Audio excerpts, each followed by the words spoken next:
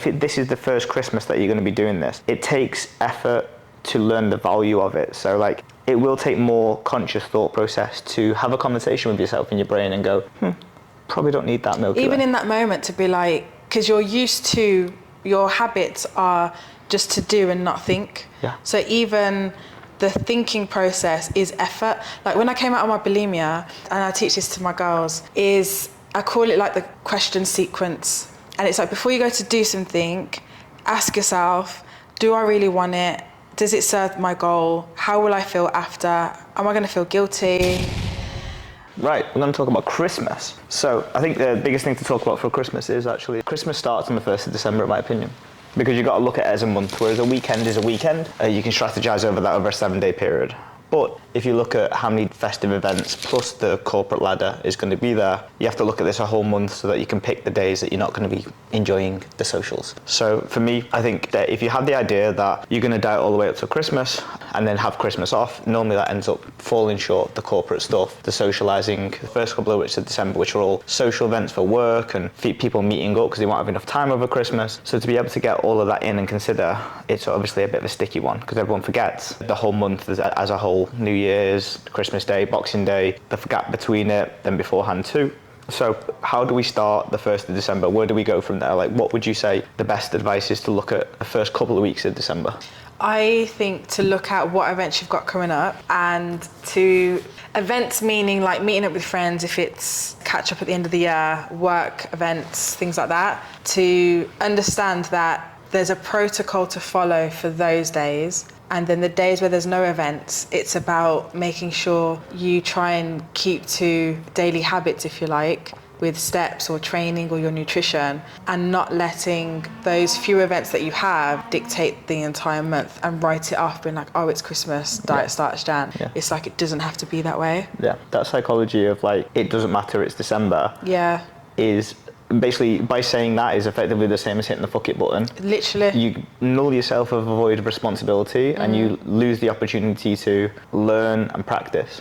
Do you know what it is though? Sorry. I think it's for people like, when you don't know, it's effort to try and dial it in on the days that you don't have events, and you see it as the all or nothing mindset of what's the point. Like, say 1 week, for example, you've got a Thursday dinner at some gala award event or whatever. Friday, say it's your team's Christmas dinner, and then Saturday you're meeting up with a friend, and Sunday you're going out with the family, say. It's like, you can still be good Monday to Wednesday, like by dialing it in, and then Thursday to Sunday, if you have a certain approach that's going to allow you to at least sustain during those days. It doesn't have to be the all or nothing mindset, but I think it's knowing how to manage those days. Yeah, and normally most people have the effort equals reward mindset, which it should do, but also there's another part of it where effort means not going 10 steps backwards. Because if you have Monday to Thursday where you're on point or whatever, on Friday, Saturday, Sunday is stuff, then you are damage limiting if you have that fuck it mindset.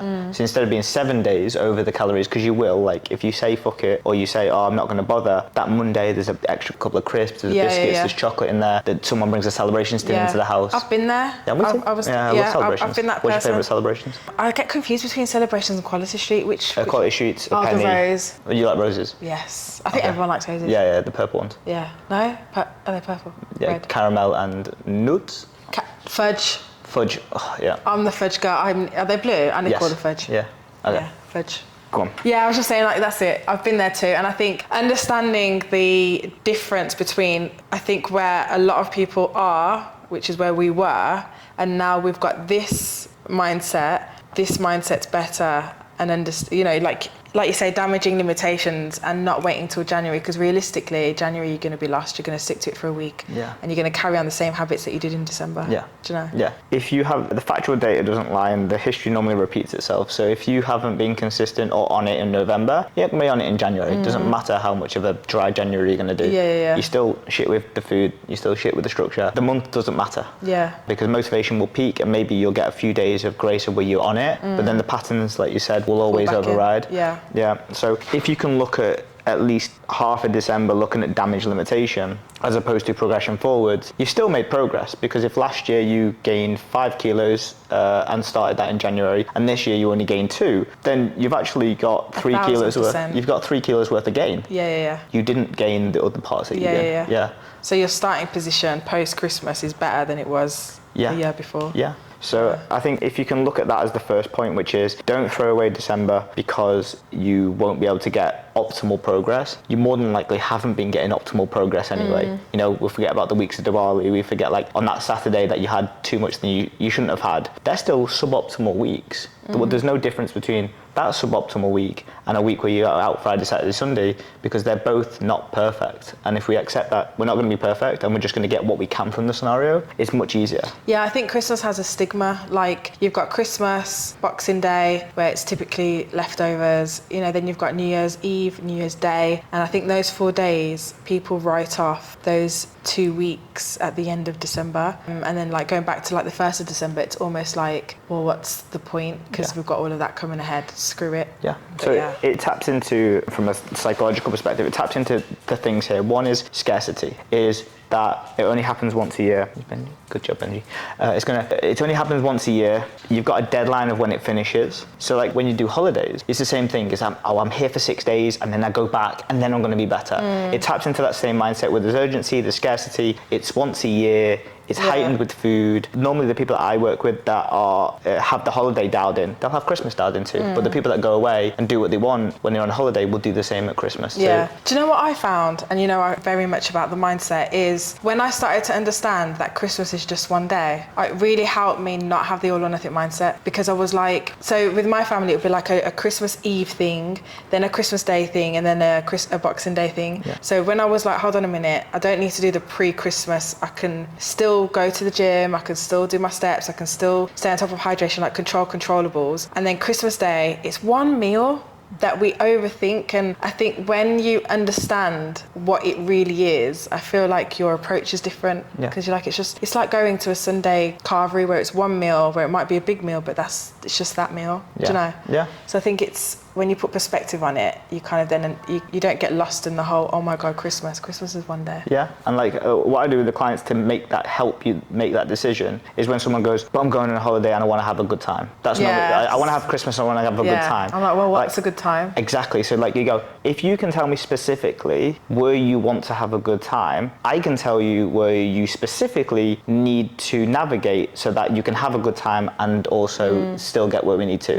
Because like the Christmas period, it's like, okay, oh, but I'm worried about those days over Christmas. I want to have a good time, but I also don't want to gain weight. It's like, okay, which days do you want to go over? And this is what I do with my clients. And this is how I got, like, my first ever year not yo-yo dieting. This is how I got out of it. I was like, I look at Christmas, me personally, from the 21st, because I normally go back to my parents on that day if I'm going to go back. 21st to the 1st. Let's say, for example, that's 9 to 10 days. I would go out of those 10 days, how many days do I want to have more food than I should do? And they're the ones I want to enjoy. So then I'd pick 4 days. Christmas Eve, we'll do champagne, or it used to be Prosecco, but now we're bougie, so it's actually champagne on and get the pajamas on. And then Christmas Day, we'll do a meal there, and then Boxing Day, and then New Year's Eve. They're my 4 days.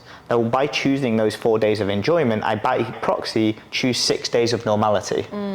And then you learn what we always do in autonomy, which is you have to give to take. You can't just tap your card aimlessly just because you want to. You're going to run out of money.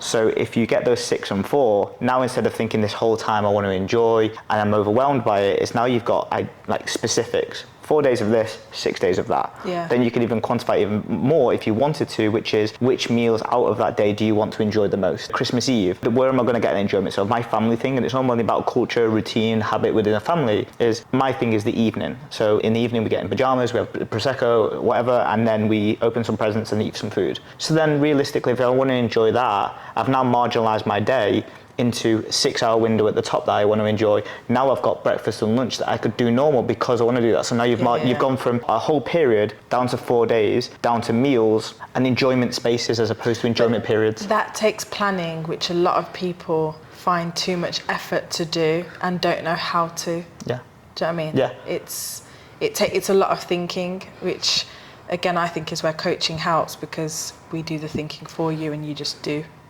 you know. I think even just looking at that context of people watching it, that allows you to make the decisions. Because people are just like, they just see it as a blanket statement of like, I want to enjoy it, but I want to lose weight, or I don't want to gain too much fat. And they just say, I'm overwhelmed by the whole period. And now you can chunk it down the way I did. That's what it is, overwhelm, yeah. And when you break it down, again, more perspective, and then you're like, oh, okay, it's not so overwhelming. It's something I can do. Yeah. Yeah, when I get the comments of, I want to go away and I just want to enjoy myself, I'm like, okay, so we're enjoying ourselves with the foods that made us unhappy in the first place, and we're going to go away for a week or whatever it is to enjoy ourselves. But is the enjoyment food, or is the enjoyment where you're going, who you're with, the sightseeing? There's so much more to enjoyment. Don't just make it about food. Like, I had a client, she was like, Eleni, I've paid something like £160 for this tasting event. She was like, I'm going all out. And I was like, right, why? Because we paid £160. Because I said to her, that money's gone, it's spent anyway. Yeah. So you can either self-sabotage and eat your heart out and then feel like crap, or just be mindful of what you're eating and just cap your drinks at a certain number. Have, one plate of food or whatever it is, but like, we don't need to be like, I need to get my money's worth and scoff our face. Like, shift your perspective. And she was like, wow, you're so right. And then she ended up going to the event, but being way more mindful, because she realized the event wasn't just the food and making the most out of that. The event was like the atmosphere, the people she's going with, the entertainment, all of that. And when you come out of it and you look at it like that, same with social gatherings and family. Like Christmas Day, to me, it's all about my family and being with them and enjoying that day that we rarely all get together like that, rather than in my house we have turkey dinner. Like, do you know what I mean? It's more about, screw the Yorkshire puddings, like, oh my God, my niece that I haven't seen for ages, and my mum and whatever. I think when you do that, you take away like is it panic? I don't know what the word is, but like the pressure that you put on yourself about food. The immediacy as well. Yeah, I feel like you're going to miss out. It's like the one day that we get cranberry sauce or whatever. Like. Yeah. It's like that layer deep of being like, okay, find me a food source over the Christmas period that you cannot have on January 3rd. Yeah, literally. Find me one. Find me a food source that in the South Asian household, majority of the food will be home cooked.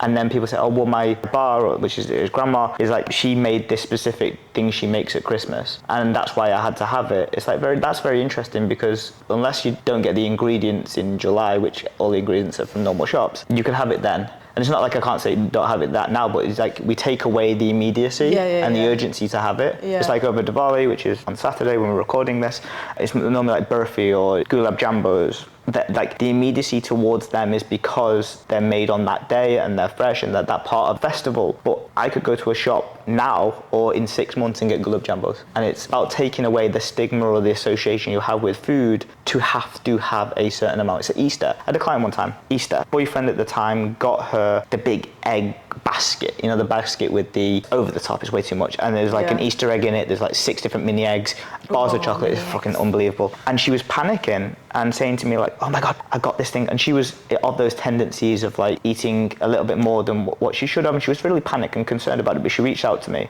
and she was like, what do I do with all this? I feel like I need to eat it right now. And I just said, right, let's look at this logically. And to fight emotions, normally you look at logic to help with that. I was like, look at the back of the packets that they come in and look at the sell by date. And when you look at the sell by date, you realise that it's not tomorrow. Yeah, it's really good. That is good. It takes away all immediacy. Nice one, Nathan. So, and then people are watching that go, well, my mum makes it and then doesn't have a sell by date on it. It's like, Google how many days does X last in the fridge. And now, instead of you having the immediacy of eating 10,000 calories, you chunk it down into, well, if you have a 400 calorie snack and you had 400 calorie snack for 10 days and that chocolate lasted 10 days, you could have those 10,000 calories, but within your food sources. So I think like Christmas is one of those where it's like, is that celebration thing going to run out? Maybe because your family eat it, but it's not going to run out from a sell by date perspective. And it's adding logic to the perspective of an immediacy. Yeah, that's immediacy, having to have it right there. Yeah. So I think there's always like these values of expectations versus realities over a Christmas period, right? So every Christmas that you've been on beforehand will have some trends. Like I just mentioned then about Prosecco on a Christmas Eve, new fresh pajamas from Marks and Spencer's, Christmas Day, wake up, eat some chocolate to start with. Do you guys have the matching PJs? No, we're good. I've had it before, but not care to admit that. Is you have some bacon butties in the morning and then you'd have the Christmas dinner. And then in the evening, we'd always have a cheesecake and a trifle because that's our vibe. Boxing Day is the same thing, family come over, it's the same patterns. But if the last 10 Christmases have been of that overconsumption, eat whatever you want, eat until you're full, stuffed, like that's the goal of Christmas for some people. When they come to a Christmas, like, you know, we're trying to explain here, of more moderation, more enjoyment, of like enjoy less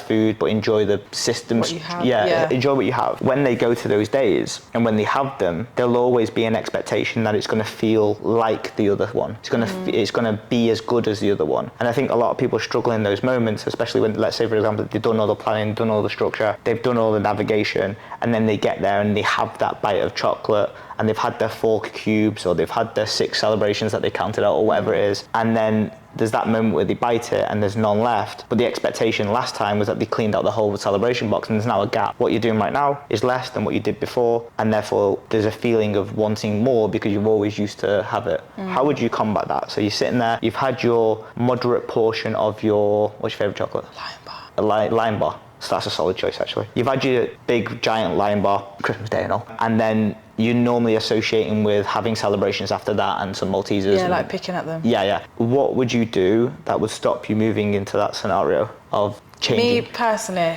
And let's go with you personally, because I know you're a robot. But then second of all is go for people who. Do you know what it is? Like you said, I think it's the Mindset. mindset thing. Yeah, it's like I don't need it, because this is the issue, I think, and this is what I say to people, that it's like identify what part of the day that you pick more. And a lot of people will relate to this, and it's at the end of the day, you finished work, you know, chores are done or whatever, you're chilling on the sofa watching a soap or Netflix or whatever, and that's automatic a trigger to go and grab something in the kitchen. And it's because that's automatic, but you're not actually taking in what you're eating, and you're probably not even hungry. It's just something to do while you're watching TV, and you associate TV with that. Visioning now where all my family like are around in the living room, and you've literally got like not just one little thing of quality streets, like we have like certain Greek delicacies that we do over Christmas, and where everyone's sitting, there'll be like a side table everywhere with something on it. Yeah, it's Ferrero Rocher lying in the box. Yeah, and like you're watching people like dig in,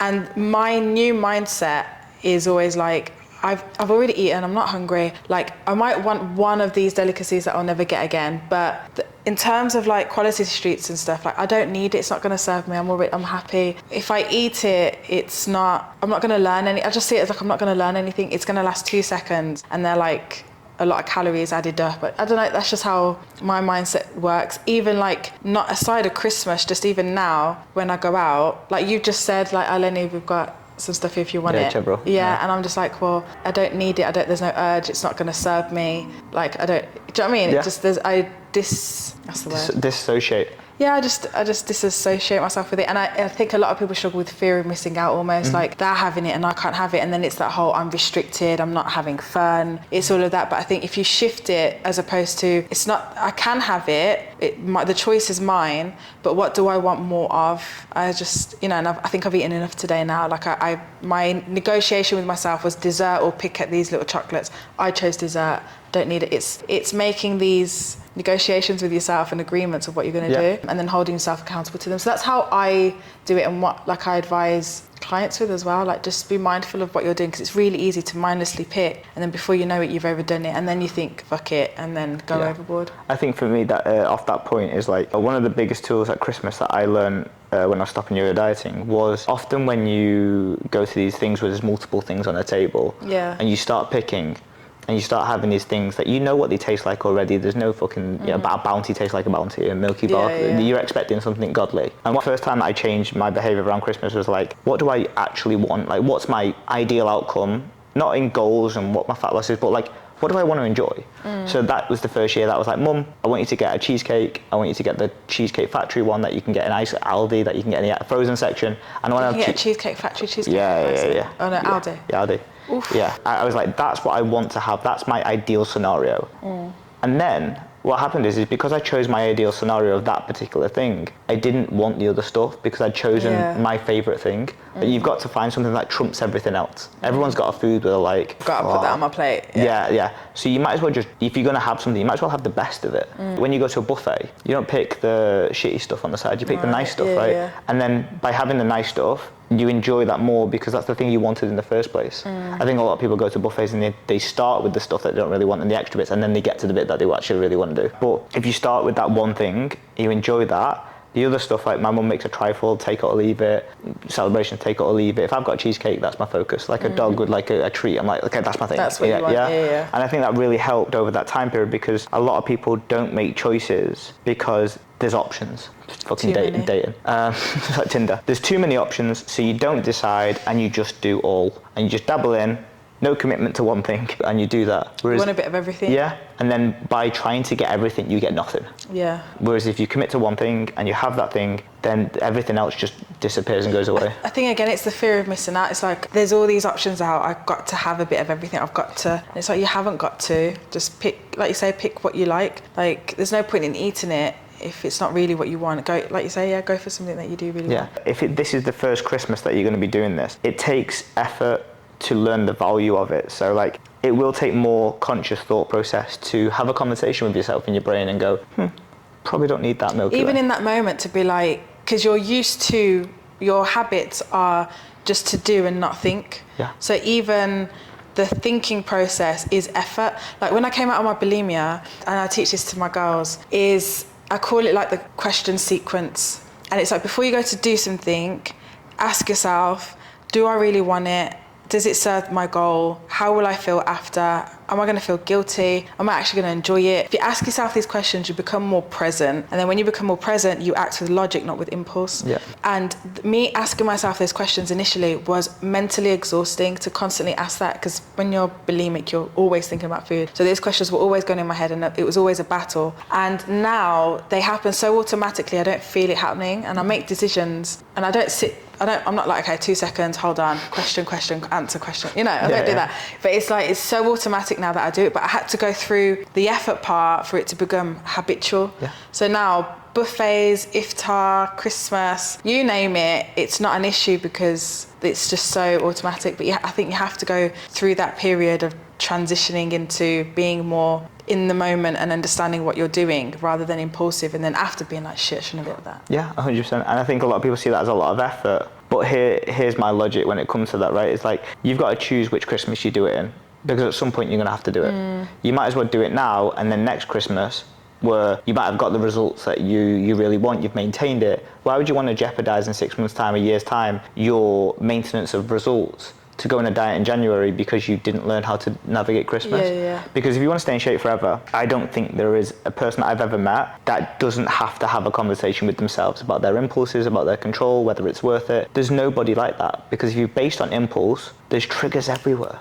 Too many events, too many Christmases, too many birthdays, weddings. Even people that would be like, go on, just have one. Yeah. Oh, screw the diet. And that's a trigger, an impulse. Yeah. To be like, okay, I need to have one. Yeah. So there isn't a world where you're not having a conversation or thought process of the pros and the cons of a decision. So to learn that now is an invaluable piece of the next puzzle, which is staying in shape forever. Like, you're prepping yourself now for this December and going through the hard part of being conscious, but actually you're not prepping yourself now, you're prepping for yourself. If you're 30 right now, you're prepping for that 50-year Christmas where you might have dodgy knees, you might have some health complications, but you're wanting to make sure that you stay on top of your health and your lifestyle. But if you don't learn it now, what's going to happen is you turn into the grandparents that are now significantly overweight and they haven't learned anything, they're too stubborn to learn anything now. And do you know what? I think you're going to have Christmas again. Like, there's that many Christmases. How long are you going to let this carry on for? Yeah. Do you know? So the sooner you learn and you find what works for you, the better off you'll be. Yeah. Because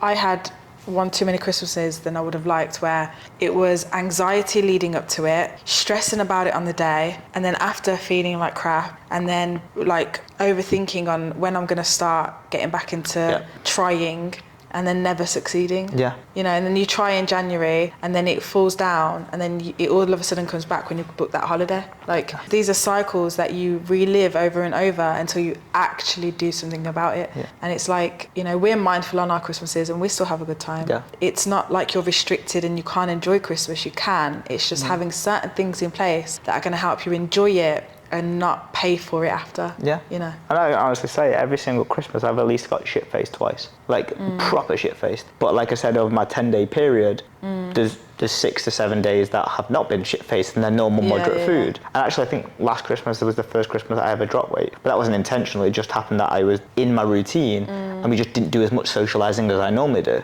Yeah. But it doesn't mean you can't have a great time. It means that you can do, but you have to pick the dosages in which you do it in. And it's interesting you say about that whole thing of like, you're already figuring out what your next move is when you're in that zone of like, I've ate more than I should do. Now I'm going to be like, oh, a diet starts Monday or January 1st, I'm going to be on it. The interesting fact about that is when you look at what in psychology that behavior is, it's actually an ability to make yourself feel better instead of being guilty for a decision you've made. Because interesting, that's very on point. Because what you're doing is you're saying it's going to be okay over there. So you're saying in the future, I'm going to be okay for a decision I've made now that I'm actually not too happy with. I've just like impulsively made it. Do you know, I don't know what your family are like, but I've seen it one too many times, and my mum does it a lot, where she's very impulsive in the moment, and then after she'll moan about how uncomfortable she feels, and then be like, I must start swimming next week. I am gonna get to the gym. And you're right. That was a bar. That was what you just said. It's an appeasement to make yourself feel emotionally better for a decision that you weren't too comfortable with because you lacked control. Or autonomy. So whenever you feel like you're planning into the future for something that you've paid today, always think it's because you've made a decision you weren't happy with, and you need to learn that moment.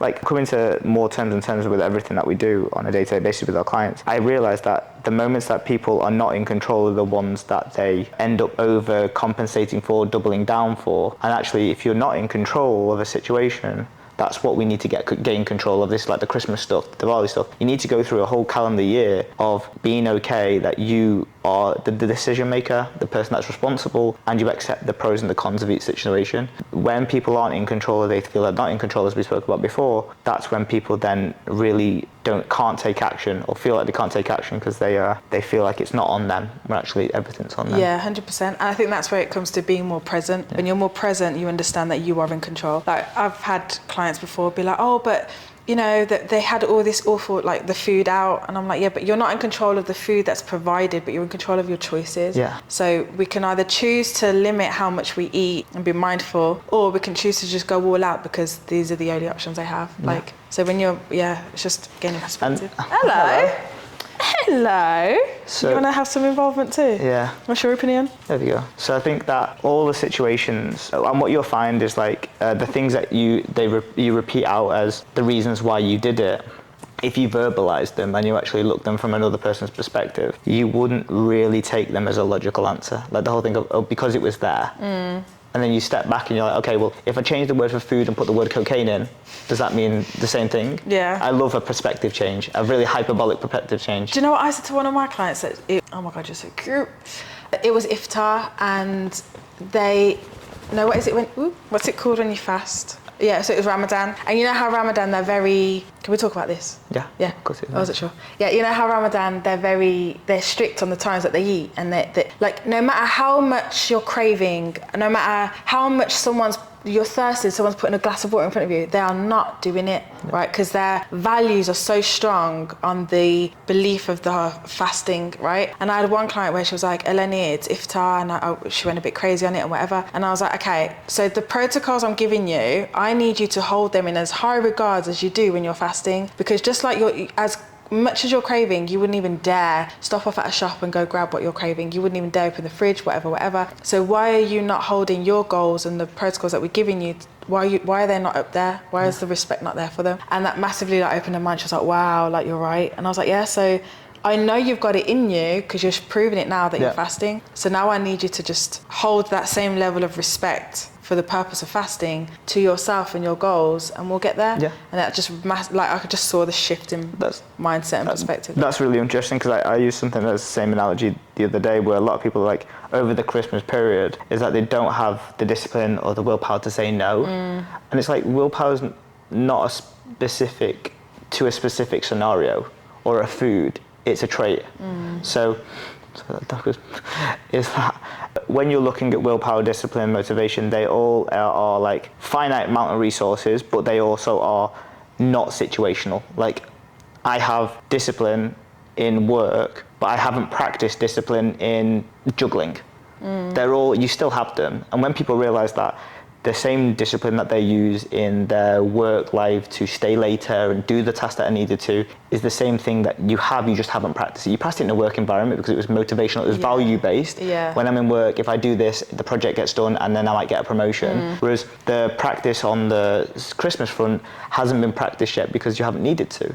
So the motivation, the discipline, the willpower, the way that you set that is all practice based, and you have it in you because there is always a part of your life that you are consistent, you're highly motivated, you're highly disciplined with. You just have to relate that now back to these things because the only difference is that you practice that other one more. I think it's also like understand some, so for example you said like some parts of consistency and habits and routine. It's like, okay, let's go to work for example. Like no matter how you feel, you're going to show up to work because you've got to, like, you know, if you might use an excuse that, oh, I couldn't get my steps in today, for example.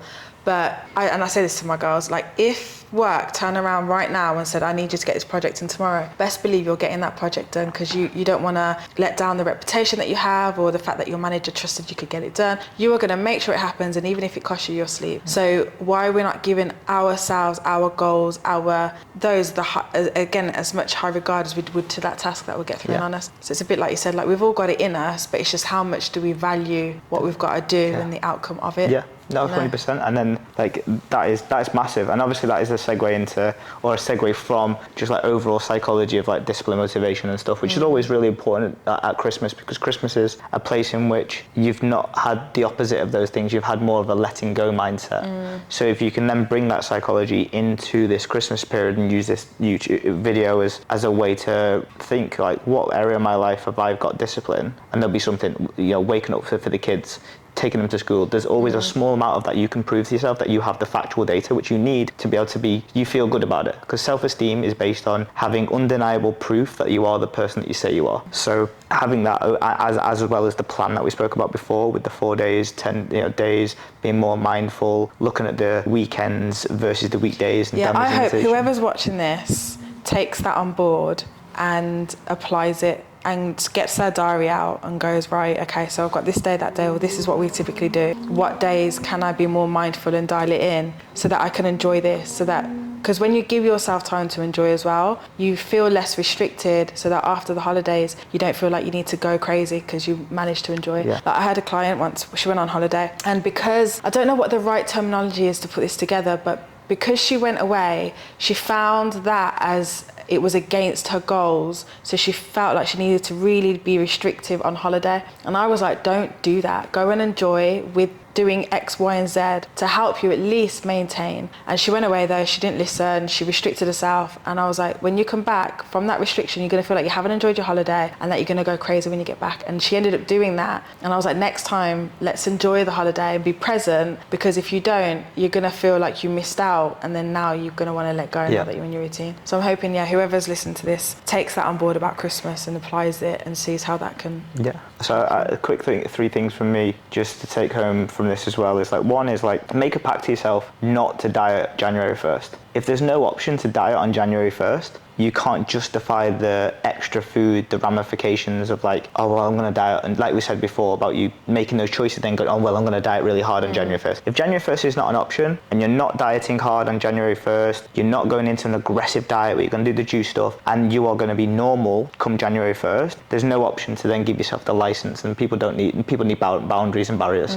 Second thing is give yourself a weight range. On January 1st, your weight should be slightly up from Christmas, New Year's Eve. It should be a little bit up over the days. If you managed it well, it may be static, but it may also be a little bit up. Give yourself a grace of 0.5 to 1 kilo, and then don't freak out that happens, because it's down to food choices. Obviously 3-4 kilos is probably the way you want to stay away from, but like give yourself that grace period of water retention, because people do freak out and then they're like, oh, well, even though I did all the things that you said, my body weight's still up. It's like, well, that's because you had different foods, you didn't have quality, you're not having like high fibrous foods, you're not having alcohol that frequently. And then third thing, if you want more of this in writing, I have a Christmas survival guide that you can get get from the education portal. And if you're not a client who's watching this, if you just DM me on Instagram, Nathan.autonomy, I'll send over your Christmas survival guide, which will help all the things that we spoke about today. Some specific stuff around, actually I've gone through a routine of the days in which I would do things and when to do more steps and when not to do steps, and like how to map out that whole time period as well in like a really structured format. So just drop me a DM with the word Christmas survival and I'll send it over to you.